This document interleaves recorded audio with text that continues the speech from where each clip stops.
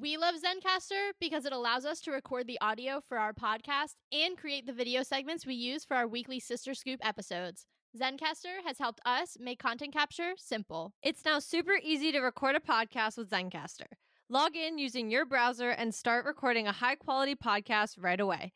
Record studio quality sound and up to 4K video with your guests, and feel a sense of zen knowing Zencaster's multi-layered backups ensure you always have your recordings in the highest quality, even if the connection is unstable. If you've thought about podcasting before and realized that you need a lot of different tools and services, those days are over.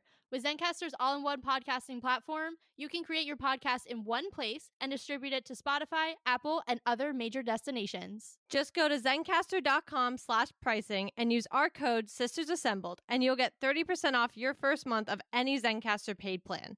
We want you to have the same easy experiences we do for all of our podcasting and content needs. It's time to share your story.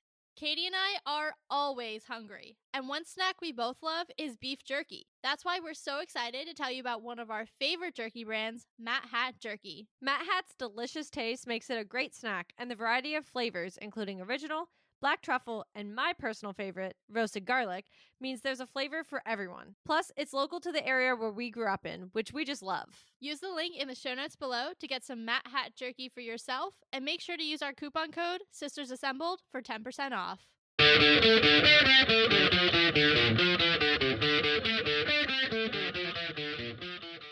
Hello and welcome to Sisters Assembled, your home for all things MCU. And we're in a little bit of a different background because you are getting this recording from San Diego, not Comic-Con because we're in our hotel room, but from San Diego when we're about to hit day 2 of Comic-Con. So that's super fun. But we are not covering Comic-Con in this episode. We are actually going to be talking all things X-Men 97 Season 2, Episode 6, which we watched on our travels. So, as always, just remember that if you have not watched the episode, this is going to be spoiler-filled analysis. So please make sure that you go back, watch it, and then return to our breakdown. With all that out of the way, Katie, why don't you kick us off? Yeah, I also just want to give a heads up because we watched it on our travels. It's been 2 days since we've seen it, guys. Yeah. We're gonna try our best. We really were gonna rewatch it last night before we were gonna record today. And honestly, we got back to our hotel room after a 15-hour day at Comic-Con. And we were like, yeah, we're going to bed because we're also on East Coast time, so it's like 2 a.m. It wasn't here, obviously, but for us it was. So we did not get to rewatch it the way we had planned to, unfortunately. So if there is some weird gapping or we just like blank on something or anything, we are sorry. We just want to make sure we guys are giving you the episode, but unfortunately, you know, all things put aside, we're not great at remembering things when we've had travel days and a full day at Comic-Con. Yeah, very good disclaimer. This may be slightly less detailed than some of our other episodes, but fear not, we've got lots of content coming this weekend because, you know, Comic-Con. So, Right. Sleepless and travel worn, here we are. But I think honestly, I really, just to start off like general reactions for this episode, I really liked it. Polaris was not a character that I particularly was following all that much, you know, coming into this episode or this season specifically. But I really like her as a character. I think she's super interesting. I know she made a really tiny cameo in season 1. She's someone that I hope we get to see continue to be a part of the X-Men, that she continues to get, you know, she probably won't get an entire episode moving forward to like explore her and like her experiences, but little bits here and there, the way that they're always so good about doing that, giving characters little moments to shine in episodes. I hope that she continues to get that because I really, really liked her. And I think her whole family history is fascinating and everything like that. So I was glad that we got to really explore that aspect of her, you know, of who she is and how that's shaped her through this episode. Yeah, I mean, I agree that I don't think this was entirely someone I expected to follow for an entire episode. Although, and I've said this a couple weeks ago, I think, when I went to Hot Topic, guys, and I think I brought up the Gambit shirt. I am wearing it, just for the record. If you're watching visually, you just got to see it. We will be doing our fit checks for SDCC Day 2. And I wore it for a reason. We're going to a very specific X-Men 97 panel. But Regardless, I also got the X-Men 97 season 2 shirt. So I have season 1, now I have season 2. And the funny thing was she's on it. And I kind of clocked that when I bought it because I was like, okay, well, it's very intentional. Now, they also have Gambit on it. So I was like, well, and He's it's back. not, yeah, and it's not Horseman Gambit. It's like Gambit. So I was like, but she is one that, is not part of our typical X-Men lineup. And I saw her on the shirt and I was like, okay, so let's note that she's going to be a part of the season to some degree. And we'll see, what part she plays. Now, coming off the death of Magneto, I think Polaris makes a lot of sense to kind of move in directionally. So I'm excited to see her and continue the journey with her. I think it comes into question whether we're going to see Magneto again or not. I think it would be a disservice if we didn't, if I'm being honest. I think the beauty of animation, I mean, really, we deal with this a lot in the comics as well, is, nobody's actually dead. Nothing that happens can't be undone. Like, well, we'll get to that. There's actually an exception to that, but it didn't happen during Magneto's death. So I don't count that. But pretty much anything can happen. And so I think we're even seeing that in the main MCU proper right now in live action. Really anything can be apparently undone. So that being said, I don't anticipate we're not going to necessarily see Magneto again, but it's nice that we're kind of following pretty much his heir apparent.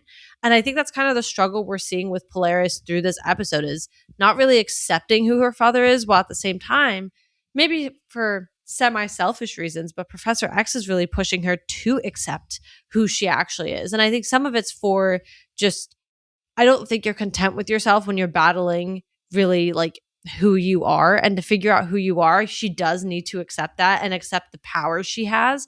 But on the flip side, I do think Professor X is selfishly doing it because he has another Magneto that's a little bit more malleable, one that he's pretty much raised on his own already. So he's able to kind of, I don't want to say control her better, but like maybe a little. Oh my gosh, there's so much to unpack there. I'm going to start with the smallest thing because I just think this is interesting because I don't know how much of this there is in the comics. But the fact that Magneto and Polaris have the same power, the same mutation, obviously he's her father, but he's also the father of Wanda, and he's also the father of Pietro. I know in the comics that gets weird, trust me, well aware. But I think that's interesting because, you're looking at some of these kind of direct descendants and them having similar powers. Like, I guess the other good example would be Nathan, right? Being, oh my gosh, what is her name? Not Jean. His actual Madeline. mother. Yes, thank you. Sorry, y'all. Can you tell the sleep deprivation is like really kicking in? But he also has like telepathic powers like his mom. So it's cool to see kind of the consistency and the inconsistency of parents who are giving directly, maybe slightly different mutations, but they're living within the same kind of family mutations to their direct descendants. So I think that's pretty cool. But to kind of unpack more of what you were saying about the dynamic between Polaris and Professor X, and Polaris and her father, I think that is so interesting because for me, I read it more as the selfishness was less about controlling a Magneto-esque figure and more about him. I agree that he's using it for selfish ends, but to me, the selfish goal was absolution, right? That's why he was torturing himself in the danger room, because he wanted to figure out how he could have done it better to save, Magneto in that moment. And he just kept living it over and over and over again. And I think he sees in Polaris, you said control, which there may be an element of that. And I like that. I didn't read it that way, but I think that's a really good analysis and interpretation. My interpretation was he can have another Magneto that is alive and well, and he can save Magneto's descendant in this case. Yeah. And so again, it's like that absolution. So it could be both. I actually like both reads. Yeah. Yeah, I was going to say, I think it's actually kind of both, where it's like, okay, you quite literally have the blood of Magneto and the person who has his abilities and everything else. And again, I mean, we get this background with Professor X and Polaris that he pretty much already raised her as a father because Magneto was not in her life. He was off on world domination, whatever. And Professor X was the stay-at-home mother. And... that's fine. I think it's interesting because that creates its own dynamic already. It's not a new dynamic. They have this dynamic. They have this relationship that they've already built. But then I do think selfishly that there's the other end of it, that he could never see eye to eye with Magneto's thought process in the same way that Magneto couldn't see his. And obviously, I think in last season, that was kind of Professor X's like in death kind of message to him, is trying to get him to see the other end of this. And I think he does. I mean, that's even brought up during this season, and like why Magneto tries so hard with and Sabanor and all this stuff. Like, it's not actually just for his own like perspective on the mutant rights. It's actually to try and teach the same way that Professor X is trying to show him is the way that he could be going about life. So I think that's really an interesting, like in the last few moments of his, or the last couple whatever of his life, like he really was making that alteration in how he lives it. However, he took how many years to get there? And I think when you look at it from that perspective, again, Professor X has this way more malleable figure that he has pretty much raised, who is back under his wing and is coming into her own as far as her powers and everything else, that he is able to shift that perspective. And she's kind of gone through having that perspective by being on X Factor. And what that looked like. And she is trying to be a good person, and she wants to be, and all of this. And she's battling the legacy of her father with being better than she was. And that's because of Professor X. That's because of his teachings growing up. So I do think there is that selfish little bit that it's like he almost has the perfect Magneto. He finally has the perfect version of him in Polaris. Yeah, I mean, he has a do-over. Yeah. He could not get his best friend, and some might say his soulmate. Whether you want to read that platonically or not is up to you, but his soulmate in life, he could not get him until the twilight of his life to convert. And to your point, he has planted those seeds in Polaris from a very young age. And so he gets a chance to do it all over with the lessons that, you know, he learned from his experience with Magneto. Yeah. And I think it's cool then because you parallel that with him continuously running the same sim over and over and over again in the danger room. And you have to wonder how many times has he replayed those early conversations with Magneto where the schism was starting to happen, and thought about how could I have approached this differently, or how could I have made sure certain things did or did not happen so that he did not kind of move into that much more intense and like far side way of thinking, and it could have come to my side earlier. And now he's taking all those learnings and being able to apply them to Magneto's daughter, which in some ways I think is super, super healing for him. But I also it'll be interesting, I think, as Davis and I talked about this in the episode, like what version of Professor X are we getting back? And I think we saw that he is a little bit unhinged. Like that, no person who is, and I don't say that in a judgment way. He's clearly just dealing with immense amounts of grief. His oldest friend just died. And I think you see that when he's going and like basically torturing himself in the danger room and using that as this way of like, yes, he said he was trying to learn, but he was clearly punishing himself, right? Which is exactly what we said Apocalypse's goal was in leaving him alive, forcing him to live with those memories, forcing him to live with what he could have done better in those moments. And I think it'll be interesting to see. I think Polaris offers a way again of like absolution for Professor X, but she's also a living reminder of Magneto. So it'll be interesting to see how that continues to affect him, the face of the man he probably loves most in the world, you know, just with him every single day. Yeah, I mean, I don't disagree. I think Polaris and Professor X's relationship throughout the rest of the series will be a very interesting kind of microscope into understanding the grief and also just the weird family dynamic that was created. I mean, she even says like, I think she mentioned like, I didn't even meet him. Like, I've never even met him. Like, she doesn't know him. And I think that in and of itself is such an interesting perspective of like, she didn't grow up with Magneto just like coming home and being like, hey, like he wasn't in her life, chose not to be. And so I think it'll be very interesting to see how that kind of father-daughter relationship continues to foster itself. We also clearly see Polaris is like, and now we all know like she's one of the original X-Men. Like that's not a secret, right? Like especially like in the show, they made that very clear. But you know, now they're showing the pictures. We always know Jean and Storm, but turns out they're a trio. You know, it's Jean, Storm, and Polaris. And, Yeah. we're seeing those dynamics. So I think kind of just seeing her back, I think I'm in that place where it's like, what's the future of Polaris? Like, are we going to have her as an X-Man moving forward? She's not inherently, what we're used to as the original team that we've been given. I mean, even thinking back to the OG version of the show, obviously we spent years not having a Polaris on the team. So, is she somebody we're going to see stick around and be part of the X-Men? Is she going on a different mission that's going to take her elsewhere? I don't see her going back to X Factor, if I'm being honest. I think that as far as I'm concerned, is really burned, especially now with Professor X's like decision to move forward the way that he just did with the X-Men in Genosha. So I guess I'm kind of in that place where it's like, what's her future and where does she place moving forward? Yeah, that actually reminds me. And I said this to Kate. We were watching kind of side by side in the airport, and she was a few minutes ahead of me.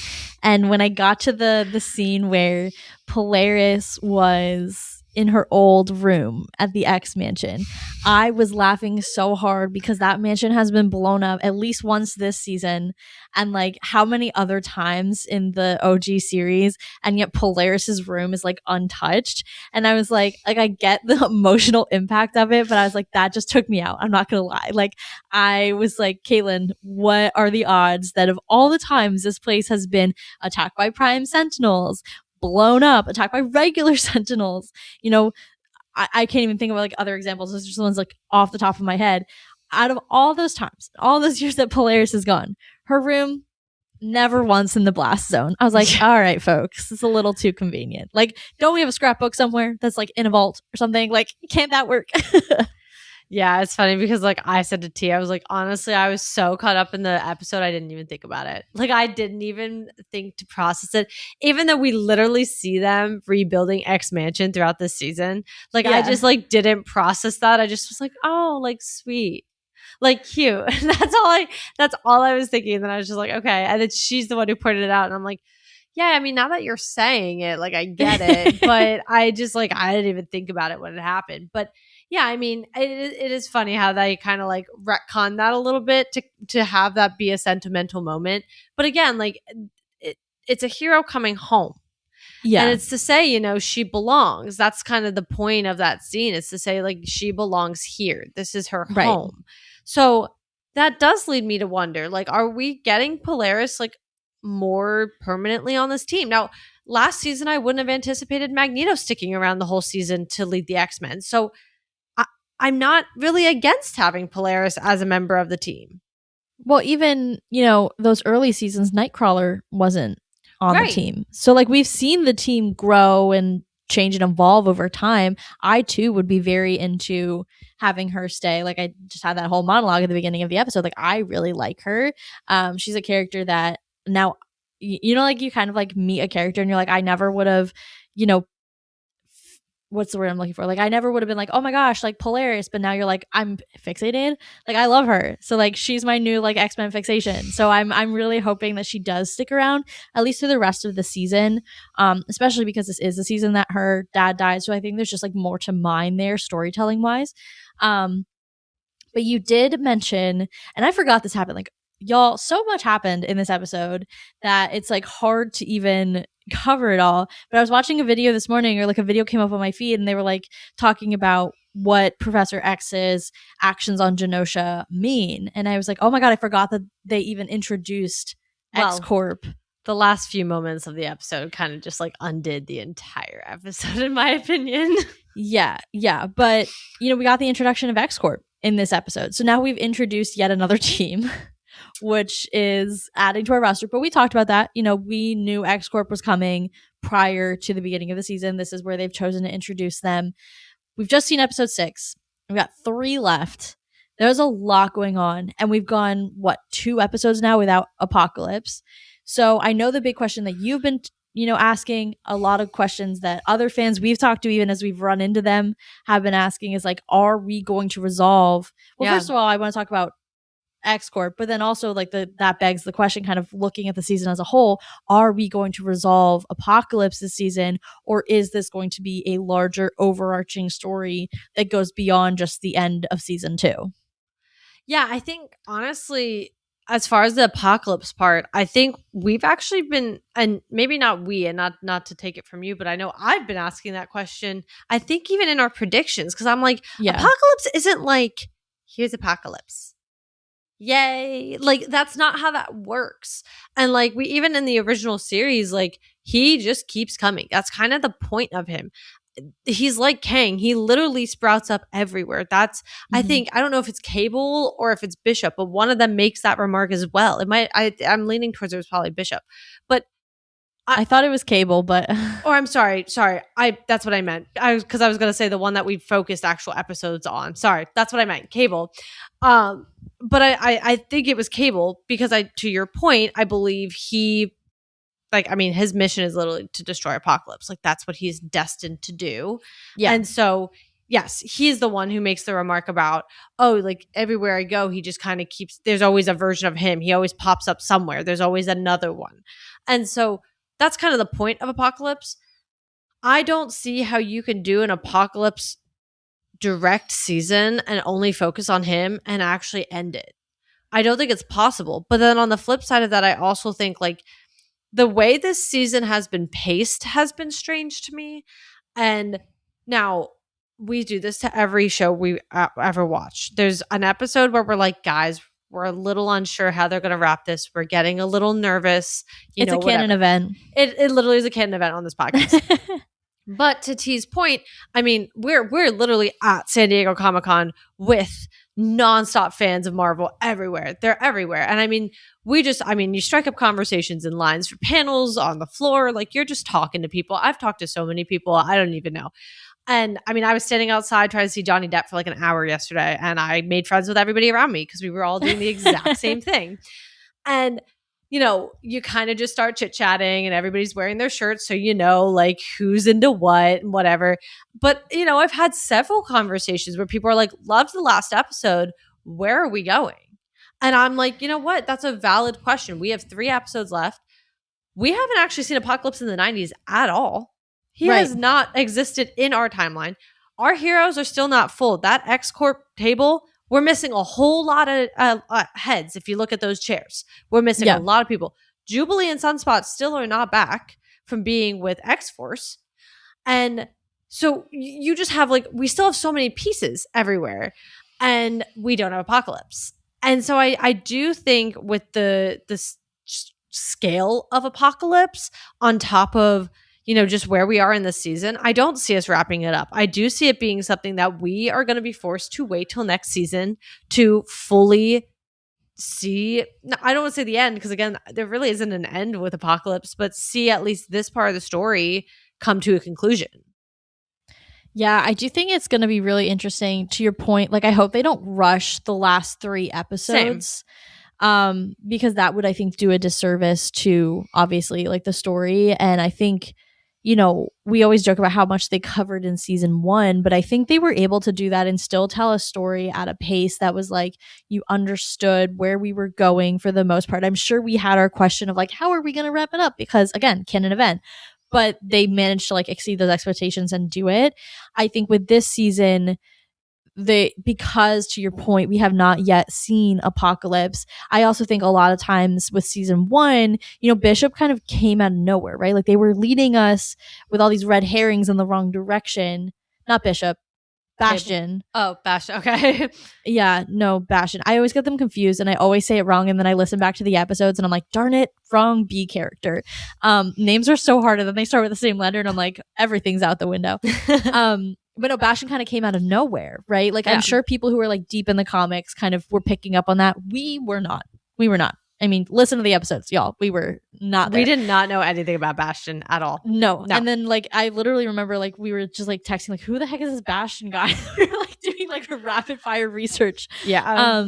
But I think because that season was structured in a way that it was like, surprise. Whereas this season, we knew Apocalypse was going to be this season prior to, you know, the season even beginning based on the end credit that we got.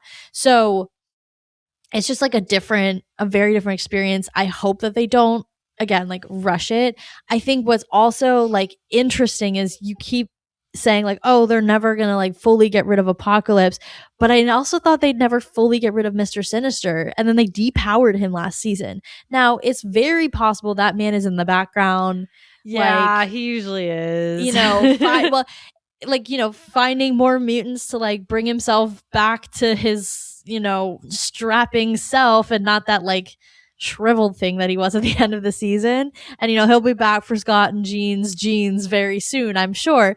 But they really did kind of incapacitate him in, I think, a way that I don't remember them doing to that level in the OG series. So I'll be very curious kind of what Apocalypse's end, whether it comes in season 2 or it comes, you know, in season 3 in the end, or even midway through season 3 and they kind of split the season. I don't know what those plans are, but obviously, but I will be curious to see like how much they incapacitate Apocalypse. I think the interesting thing that's like hard, because we don't have a blueprint for it other than season 1, is in the OG series, like we would get 4 episode arcs of Apocalypse, right? Or like 2 or 3 episodes, right? But we never got and those were way different seasons, much more episodes, like traditional television. But here we're looking at a 9 episode arc that, yes, there are side quest episodes, but the overarching arc is always supposed to lead to Apocalypse. So it's difficult because we were used to them beating him in 2 or 3 episodes, not over this 9 episode narrative. So I'm not concerned. There's some caution around the rest of the episode or the rest of the season, but at the same time, like the quality is still there. So I'm excited more than I'm concerned, but there is a little bit of a seed in the back of my head, like, I'm not sure how you're gonna do this. See, honestly, I don't have a level of concern because it's one of 2 ways. They're going to wrap it up or they're not, and it's going to be season 3. Yeah. You know, like I don't have a problem either way because we know there's season 3. I think the reason we always have these conversations is because we're like, hey, so this is a limited 6 episode event. That's true. Yeah. And we're sitting there and we're like, how are we supposed to end this? How is this supposed to wrap up? We're not necessarily getting a second season. And if you look at 95% of the shows we've gotten, we don't get a second season. So it's like, okay, that's a little bit more stressful to think about. We know not only season 3 is already being worked on, we know season 4 is greenlit. Like, we know we're getting more. So I actually have very little concern about how this season wraps up, more than just saying like, okay, is it going to wrap, or are we going to be on a god-awful cliffhanger that we're going to wait until next summer to watch? And I have this just strong feeling it's going to be a cliffhanger. And here's why. We're going to talk about my favorite topic, which is Gambit. Oh, smooth transition. Can we just like take a moment for that transition, y'all? Thank you. I gotta give you flowers where they're due. I don't always do that, but today I gotta do it. Thank you so much. I will always talk about Gambit. And again, I got my shirt. I got my death shirt on. It actually like is so on brand for both like the panels that we're going to today and then also like the episode that we're currently recording. But let's talk about that last scene. Because we knew he was coming, right? I think it's episode 8 that's titled that we all were like... I believe it's 8. Yeah, like the dead man's something or another. Yes, that we all were like, okay, that's Gambit's episode. Yeah. And I think we talked about, you know, are we getting Gambit in that episode? And I think even I was like, I don't think so. I just think it's weird to wait that long, especially considering we kind of all know it's coming. It's been something we've known is coming since, you know, the very end of season 1. And so... it happens finally that we see Gambit turned into a horseman, brought back to life, turned into a horseman. He is the horseman of death. He is now just death. We're going to keep calling him Gambit, but that is actually what he is technically titled at this point, is death. And here's the thing. We know that a horseman was made already in Sweden or somewhere. I forget what. Yes. Yes. One of those. It was the X-Corp episode. Yes, when X-Force went and they looked, yes, that's what it was. X-Force, yes, thank you. This is why the teams are getting dangerous. Y'all. Okay. I didn't even hear you say X-Corp. I couldn't tell if you said it or not because I was like, guys, obviously it's the home series all over again. X-Men, X-Force, X-Corp, X-Factor. Like, I find myself like thinking every time I go to say something and I'm like, is this the right one? But it's also funny because obviously we're recording literally like 6 feet from each other. We're hoping this is going to sound fine. Yeah, if the audio is terrible, We apologize. We're so sorry. Should have started out with that apology. We should have. But here's the funny thing is I'm hearing her before I hear her. So there's like overlap slightly. And so I couldn't tell for sure if she just said X Corp or not. So I was just letting it go. I was just like, yeah, okay, whatever. So I wasn't even going to call it out, but it's fine. I just needed everyone to know I knew my mistake. I knew what I said. Well, so yes, it's the X-Force episode, and I don't remember exactly the location, but we know that the power was generated to make a horseman, and we had said, oh, Gambit's already made. False. We were wrong. But we at least have two, right? Mm-hmm. Like, we have two horsemen. Now, I would assume, if I'm going to do the math, I would like to think that he probably kept Gambit for last for the sake of that's going to be his big huzzah, and Apocalypse is annoying, and he'll want that to be a huzzah. So he's also a drama queen. Like, man loves his drama, loves his big entrance. Exactly. So I'm going to assume he's done, but we don't know that for a fact. Either way, Gambit enters the scene. We know he at least has two horsemen now, if not all of them. I'm making the assumption he has all of them. Well, this was episode 6. We have 7, 8, and 9, right? And then now, again, if we go off my shirt, Gambit looks fine on my shirt. Don't know if that's like a true hint or not, but he looks fine on my shirt. Either way, we have a lot to cover with the horsemen. We have a lot of emotional baggage to cover with the horsemen. And I just don't know, when we look at that, if it's justified in doing that in 3 more 30-minute episodes. I think we still need to have Gambit fully appear to them. And I'm not sure it's happening next episode. I have an inkling it's still going to happen in episode 8. But they gave us the end of episode 6 to know he's there and he's now a playing card in all this, pun intended. Yeah.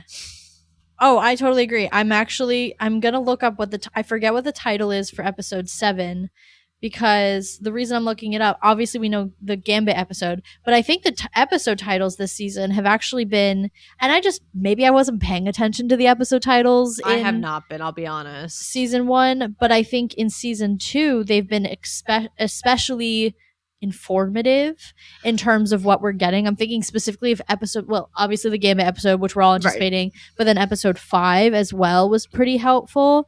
So episode 7, Strangeland, Savage Heart. So we're probably going to be in the Savage Land next episode. So to your point, that doesn't necessarily lend itself to Horseman Gambit coming on the scene, or at least he's on the scene, but making himself known. Correct. Yeah, I think that emotional payoff, or that emotional blowout, I guess, between him and Rogue it deserves to have, like, not be rushed and like have that moment. And I don't want to see Rogue's turmoil, because I don't want her to have to feel the turmoil, but we know she's gonna feel it anyway, so I want to see it. So like, I want to see that's her hubby. I know, like, I want to see her go through that though. Like, I think because we spent so much time, especially on her grief last season related to his death, to shortchange that would be really upsetting. And as an audience, we're invested in kind of that experience. And she was already talking about that to En Sabah Nur this season. So we know that even months later, and not to say that you can put a time period on grief, of course, but months later, she is still kind of coming to terms with it and the regrets she feels about it. So we need to finish that story, right? Because we know we're going to get him back. And so eventually her grief's going to dissipate, because she has the love of her life back, and that's wonderful. But we have to get there, and that almost deserves like its own episode. So I actually have a feeling that episode 8, I don't even know how much they're gonna fight Gambit, like physically. I think it's gonna be kind of his journey back from the Horseman of Death to Gambit via Rogue, and it's gonna be, I think, focused on kind of their relationship and that like emotional piece. Because I think that's really, I mean, I maybe I'm like biased because I like talk to you all the time, but I think that's the piece that people have really kind of been focused on for the season. Like, that's the moment that I think has been really highly anticipated by the fan base. And everyone's like, we have to have that moment between Gambit and Rogue because of what happened on Genosha and how that impacted the fan base. Yeah, I mean, we do. But here's the thing. And actually, you brought up episode titles, which actually lends itself to even more of a reason I don't think we're getting a solution to this season. Because last season we had the last 3 episodes were all part of that last bit with Bastion. And Yeah. episodes 7 and 8 both have their own separate titles, which Yeah. means so does 9. Yeah. And so when you kind of do it that way, I don't think episode 8 is going to be Gambit returning to Gambit. Oh, okay. I actually think if episode 7 we're going to make the kind of maybe play at saying he's not in it based off the episode title, they're going to be the Savage Lands, whatever. Okay, cool. Let's just put episode 7 aside now. We're in episode 8. We're in the episode that is named for what everybody was like, this is Gambit's episode. I think we don't have the Horsemen. I think they make their appearance. You're not going to solve the problem of the Horsemen in one episode. I don't even think you're going to solve it in 2. I mean, they were formidable the first time we came across them.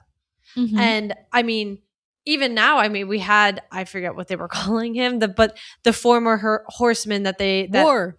Yeah. But they were calling, what were they calling him? Bullcut. Okay, that's what I was trying to remember.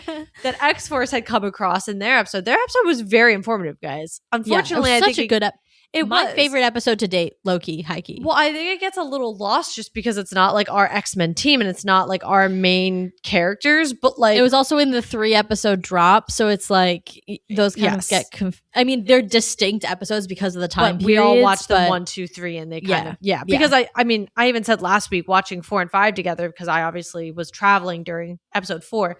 It was like, yes, they were so distinctively different, but I was like, hold on. Like you just go right into it and you just don't think about it the same way. Yeah. But, you know, just going off of episode titles too, like I don't think we're getting Gambit healed during this season. I don't. I think we are going into a second season of Apocalypse because we haven't seen this man. And if we're spending time in the Savage Lands next time, you're going to tell me that you gave Bastion a 3-episode finale and the Prime Sentinels a 3-episode finale, which don't get me wrong, terrifying, absolutely horrible. We still don't fully understand how the Prime Sentinels worked, but because, you know, humans, and then I don't know how they all are alive, but you know, whatever. But that is besides the point. Regardless, you gave them a 3-episode wrap up, and you're not going to do the same with Apocalypse. On top of the fact that episode or season 1 does follow that plot line of the Sentinels the entire time. We don't realize it's building into Bastion, but it's building. We know it's building. And so the 3-episode finale makes sense to what we saw almost the entire time, even with Mr. Sinister and the Goblin Queen. I bring this up every time. Like, yes, that happened in season 1, but he is playing a part to Bastion this whole time. So we don't have those building blocks. We have the Apocalypse that was created back in Egypt a million years ago by Professor X and Magneto, who essentially just made the worst version of Apocalypse ever. Yeah. Like with the biggest grudge against them specifically. Yes. Like single-handedly just did the worst they could have done, both of them. Absolutely fumbled the pass. Correct. Just absolutely the worst. Correct. And so we watched them do that and we haven't seen him. And we may not see him next episode. And so circling it back to the Horsemen, we don't even know who the other 3 horsemen are. We haven't seen our horsemen. We know nothing about our horsemen other than we know Gambit's one of them. I think episode 8 is his appearance, but I don't think we're seeing the culminating point of this. I don't. I think this is going... Also, I'm sorry, but you don't do such a big story like that of one of your main X-Men, which does happen in the comics, becoming a horseman, and it's resolved in an episode or 2. I think those are all fair points. I mean, you're right. I also don't just want to disagree. see more of Gambit as Death. I'm scared of Gambit as Death. I mean, those powers with that, type of amplification, he's going to do some real damage. And I know, isn't it part, and it's been a hot minute since I've researched this particular comic line, but doesn't he deal a lot with like the guilt of what he does? Like afterwards, yes, the guilt of what he does as a horseman. So I think that could be I think that'll be an interesting thread whenever that transition back to Gambit does happen to follow in future seasons. Because, and I think you'll agree with me, but like Gambit seems like this like fun loving guy. And then and he is, but we saw, we've seen in past episodes him dealing with, and this is like in the OG series. And I don't even know how I remember this or what article reminded me that this happened. But like we see him kind of like dealing with his life before the X-Men, Yeah. like kind of processing that. And then, season 1, we see the impact of his relationship with Rogue and how that changing, changes him and impacts him. And so there's a lot of, I guess what I'm trying to say is like there's a lot of depth to him that his like fun loving facade doesn't always show. But then when we get to have these moments that are focused on Gambit where you're like, hey, actually there's a lot going on under the surface here, and I think that's going to be something that's really going to be fun to watch. But I think you make good points about watching that trajectory last season of Bastion versus someone who's established like Apocalypse. Again, it's a little different because Bastion was kind of a secret. Like you're right, we were following him all season, we were picking up the breadcrumbs, but like this season we like went in full, like eyes wide open. Oh my gosh, there was a second point I was going to make there and now I can't remember what it was. Well, while you're remembering that, I also just want to add, sorry, no, you're good. But I also just want to add, I mean, Gambit is the type of character too. I mean, like in the comics, he literally pretty much gets himself semi-lobotomized by Mr. Sinister because his powers get to a point where he actually is considered an Omega level threat. Mm-hmm. And he actually has Mr. Sinister take a part of his brain out to take his power level back down. And so I don't know how in depth we're going to play out all of this, but there's so much that I think is to come. Yeah. And I just don't think it's going to have justice done in 2, maybe 3, if it's not the Savage Land episodes, episodes coming up. I also do just want to say, I didn't get to say this part, or actually I have 2 things. First, just the turn from the playing cards to the tarot cards was one of the best things I've ever seen in animation. I don't care. So good. I was at the airport. It was like 7:30 in the morning. I'm sure people thought I was like having a meltdown. I don't even care. She was hitting me violently. I was hitting her violently because I was like, oh my God. However, and I was a few minutes behind trying to cover her screen. Like, no, I don't want to see this. I know. Just give me 5 minutes. Well, either way, amazing, right? But we would be remiss not to mention the Watcher was there. Mm-hmm. Yes. And initially, the funny thing is you see him in the sky when we see the like laboratory. I almost said laboratory. I'm like, that's the bathroom. That's a bathroom. That's the bathroom. But you see the lab and you see him in the sky. And initially, that's why I hit her. I'm like, oh my God. I don't even think about Gambit. Like, I'm not even thinking about that happening at this current moment until I see Apocalypse. But I'm like, oh my God, the Watcher. So let's not forget the last time we saw him was when Gambit died on Genosha. Well, on Genosha in general. But to bring it to the bigger Gambit storyline. So the Watcher only appears when things are supposed to happen are happening. And they're that moment that's like, this is a big moment on this timeline. So that just is something I want to make sure you point out because no, we didn't miss the Watcher, guys. He was there in the sky. He was watching because this is a big moment in this timeline. Yeah, 100%. Those last, what was it? Maybe like a 2-minute scene, 3 minutes max was crazy. I'm very excited to see how that plays out. I do have one other thing I wanted to, actually 2 other things we haven't talked about really quick. Did you remember your thought from earlier? Oh, I did. I was just going to say, we've kind of like moved past, we were talking about like kind of the overarching narrative comparing season 1 to season 2. Now that we're, 2/3 of the way through, I think, we did have our like side quest episodes in season 1, but I think we've had more in season 2 thus far. And I think if we're in the Savage Land, depending on kind of how they work that in next episode, that feels to me like another side quest episode. So I do think that kind of lends to your prediction that we're going to end up with a season plus of Apocalypse because we've gone on more side quests and it hasn't been quite so focused on, to your point, Sentinels, Prime Sentinels, like all kind of leading there. The other thing I want to talk about, this is really quick, and then I want to talk about the Danger Room, but I loved the X-Corp costumes that everybody had, or the uniforms. Oh my God, Katie and I were both like, those are so cool. So like big props for those costumes. But the other thing we would definitely be remiss if we didn't at least give a little bit of airtime to the Danger Room going a little haywire. I loved that storyline. I think that was so smart. Also terrifying. Like Ultron on steroids. Yeah. Essentially, Ultron if he had existed during the age of AI. Yeah. Yeah. Well, I mean, Ultron was an AI though. But I mean, like this age of AI to the level of what we have and the data and everything else. Because you have to think Age of Ultron came out in 2014. Artificial intelligence existed, but not, and yes, he existed, but not to where we are now and not the data people are putting into AI. Like, think about all the information he had scouring the internet and he decided Earth didn't deserve it. Think about now all the data you would have just coming from people using Chat GPT.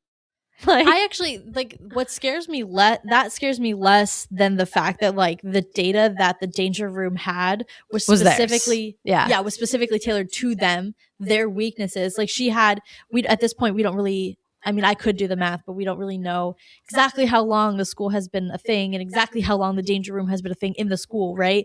But she has X amount of years of data of them passing sims, failing sims, understanding their strengths, their weaknesses, their vulnerabilities, their what's the word I'm looking for? Like how they relate to each other and how to, you know, what am I trying to say? How to, for example, you could go after Cyclops to really, you know, mess with Jean, right? And those kind of interpersonal relationships where those vulnerabilities lie. And so I actually found that to be like, first of all, the design was incredible and terrifying, but also just the fact that like the data that she had was so tailored to them and their specific attributes. I was like, oh my gosh, like she has so much data on what they may or may not do on her. Okay, but but think about that when we were just kind of comparing her to the Ultron. Like if Ultron had that's no similar, or that's no different though than like somebody using their personal Chat GPT and all the data you're gathering on somebody in that way. Obviously she has it in forms of their powers and things like that because those are training modules, but like it's that same idea, you know, they're using her as a tool the same way everybody nowadays. It was such an interesting piece in its own way of like on AI, but like the same way we're all using our own personal whatever you use, Chat GPT, Copilot, you know, Gemini or whatever Google's is and whatever, you know, whatever they all are, like everybody's using these offshoots and it becomes so tailored to how you're writing and how you're doing things and whatever. And in this case, they're using her like no other thing. They're like going to the Danger Room to train, going to the Danger Room to train. And they're just sitting there doing all these different, you know, training modules and setting the room up in different ways. And obviously Professor X was using her as really his own torture chamber to try and figure out how therapist. Yeah, like how he could do things differently during all of like the things that he's done.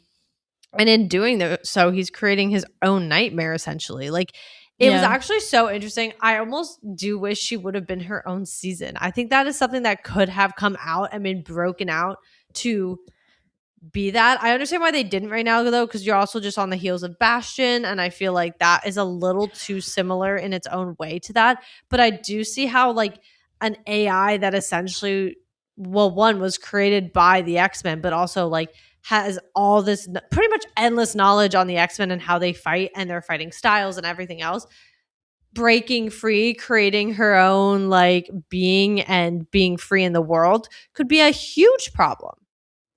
At the very least, you could have done kind of similar to the Goblin Queen storyline that lived within like 2 to 3 episode arc.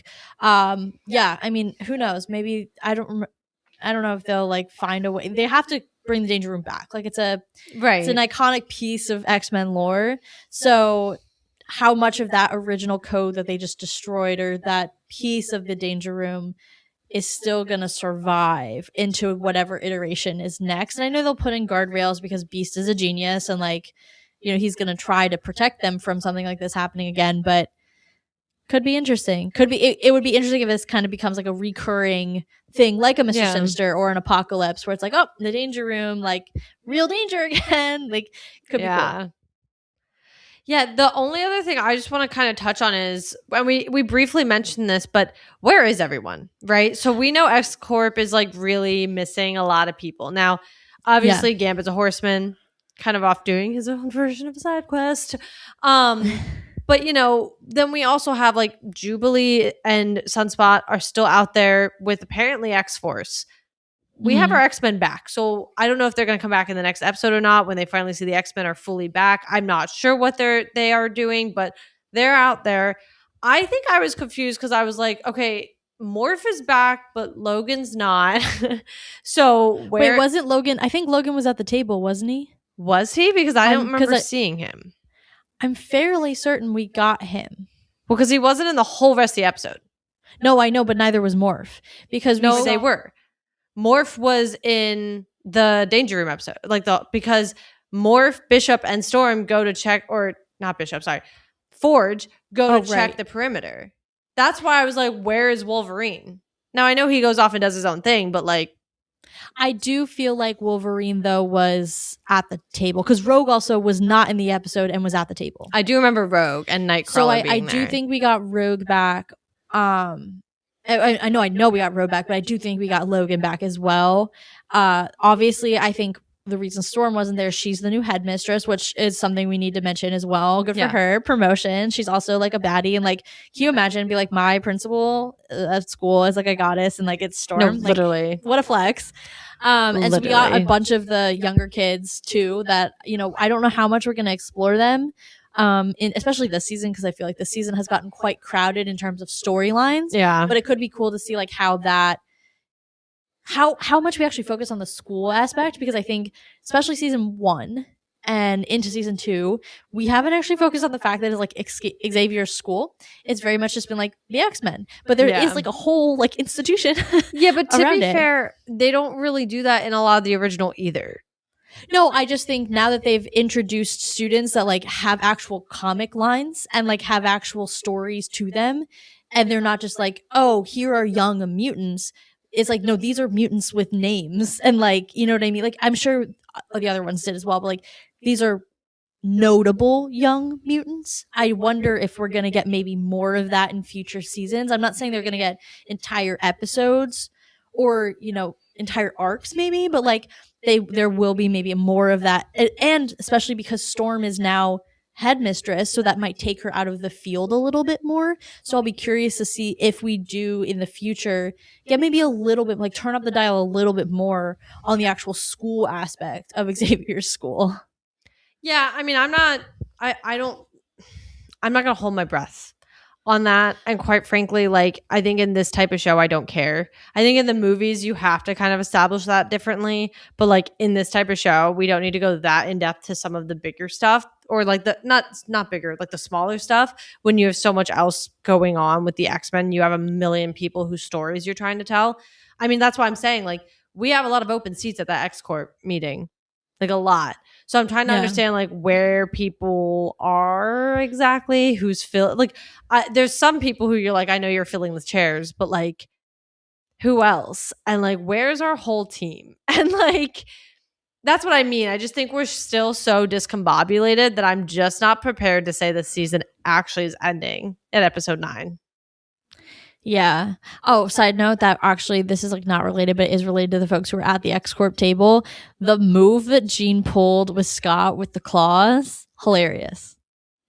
Hilarious. We were talking about this yesterday. We were just like getting ready to head to the con, and we were like, can you imagine, like, you know how Scott's very insecure about his relationship with Jean. Like, we all know it. We all see it. Like, let's call it what it is. And imagine your wife just like rolls up taking the form of some other dude's modification, and you're like, what?